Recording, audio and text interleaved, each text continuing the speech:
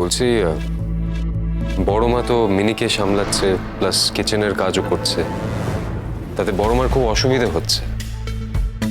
এবার আমি বলছিলাম যে তুমি যদি একটু কাইন্ডলি বড় মাকে হেল্প করতে, জুসটা দিতে, তাহলে খুব ভালো হতো।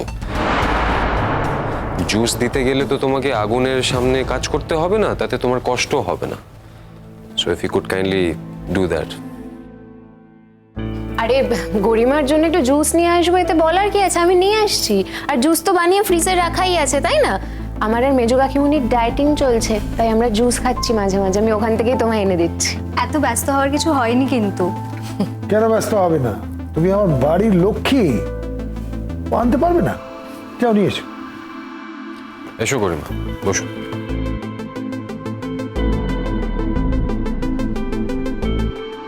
তুমি একটু ফল খাবে? ফল কেটে দেবো? না বড় মা, আমি না কিচ্ছু খাবো না, আই এম ফুল।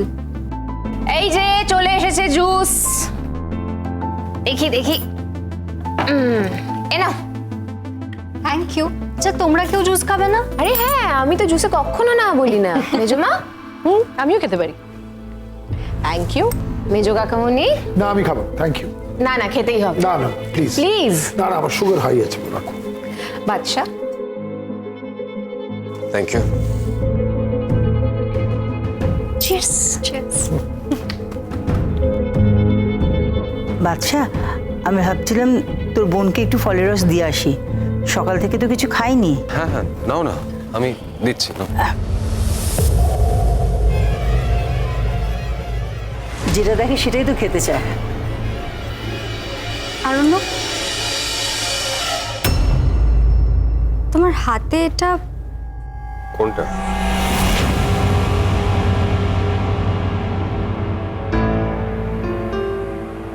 এই রিংটা কোথা থেকে এলো?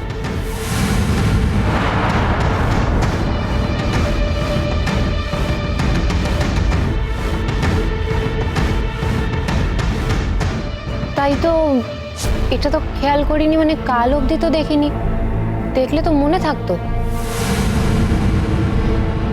বাচ্চা এতদিন তো পরেনি, এটা কি তোমাদের বাড়ি থেকে কেউ দিয়েছে গরিমা?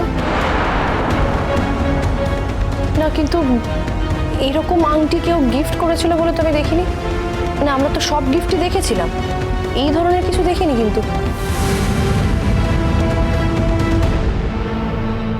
এই আংটিটা তুমি কোথা থেকে পেলে আরণ্য?